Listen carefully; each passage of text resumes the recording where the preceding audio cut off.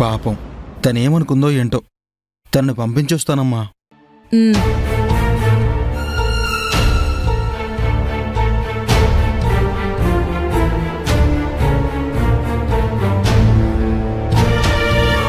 Gayatri, Gayatri, phone తీసుకోండి.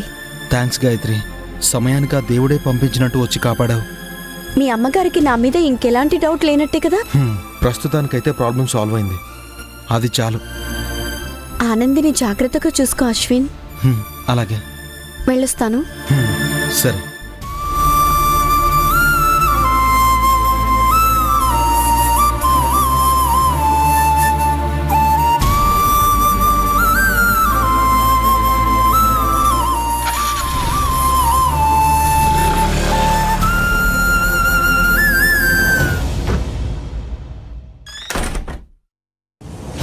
ఇదిగో నీ ఫోన్.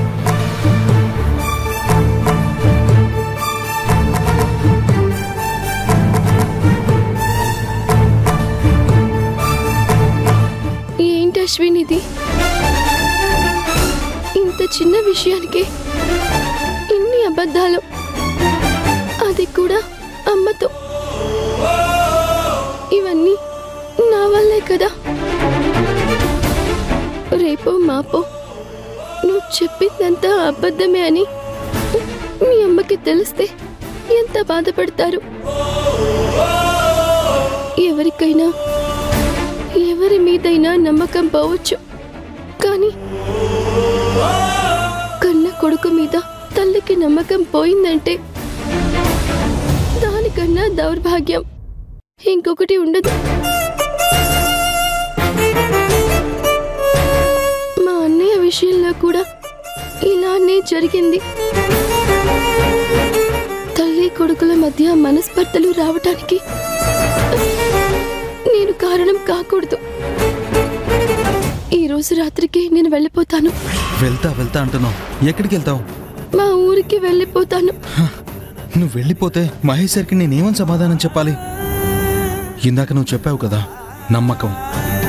ఆ నమ్మకంతోనే మహేష్ గారు నిన్ను నాకు అప్పగించారు. నువ్వు వెళ్ళిపోతే మహేష్ గారికి నాకు మనస్పర్ధలు రావా? దానివల్ల నీకు నాకు మనస్పర్ధలు రావా? దీనికి ఒకే ఒక పరిష్కారం. మహేష్ సార్ ఒక మంచి ప్లేస్ చూసేంత వరకు నువ్వు ఇక్కడ ఉండాల్సిందే.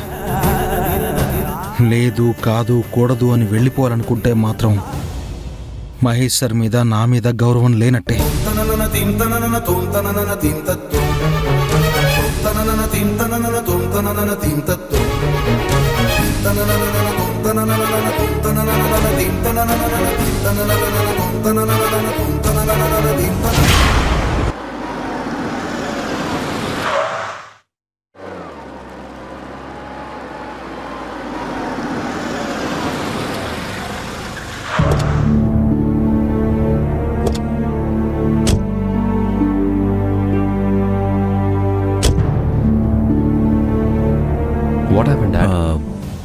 ఇంటికి వెంటనే రమ్మని మీ అమ్మ కాల్ చేసిందా? దేనికో నీకు తెలుసా మహేష్? మామ్ నాకు అలాగే చెప్పింది డాడ్, బట్ ఎందుకు నాకు తెలీదు. సరే పద.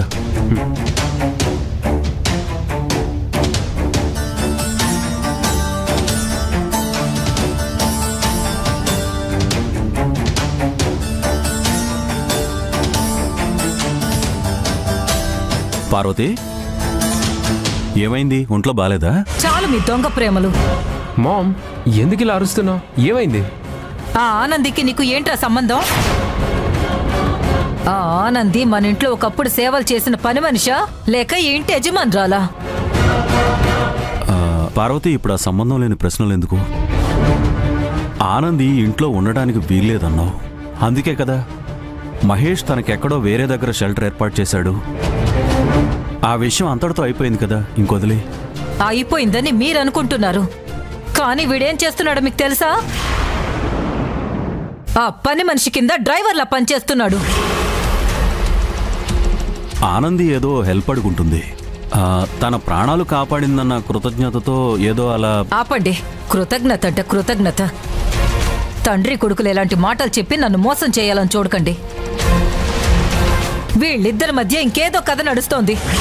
అదేంటో నాకు ఇప్పుడే తెలిసి తీరాలి. చెప్పరా మహేష్, చెప్పు. Cool cool mom. నడి రోడ్డు మీద దానికి నువ్వు డ్రైవర్లా సేవలు చేస్తుంటే చూస్తూ ఎలా భరించమంటావురా? నా కడుపు మండిపోతుంది తెలుసా? చూడండి, ఇవాళే దీనికి ఒక పుల్ స్టాప్ పెట్టాలి. ఆ ఆనంది ఇక మన కంపెనీలో ఉండకూడదు.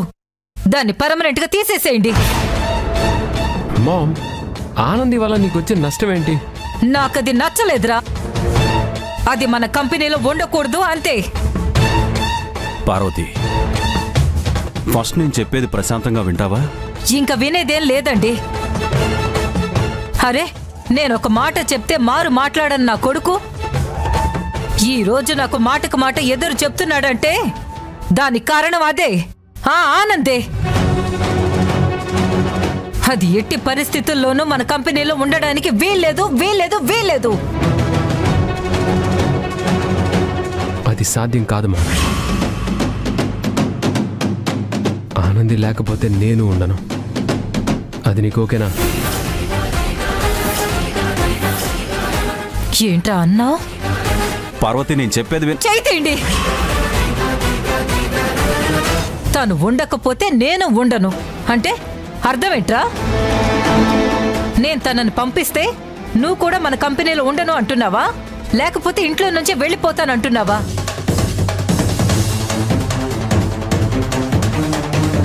అంతకు తెగించావరా?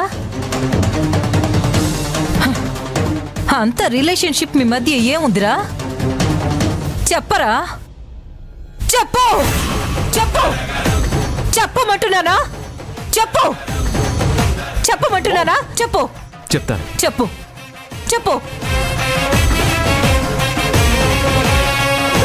ఆనంది నేను.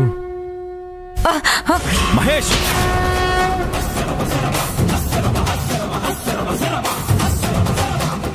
ఎందుకులే ఎందుకులే అని చూస్తుంటే ఎదిరించి మాట్లాడుతున్నావేంటి?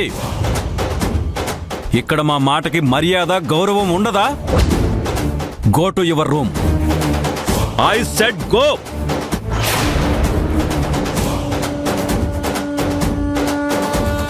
పార్వతి, ఒక విషయాన్ని డీల్ చేసే విధానం ఇది కాదు.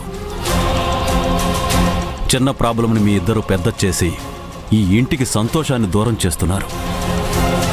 ఇది మంచి పద్ధతి కాదు.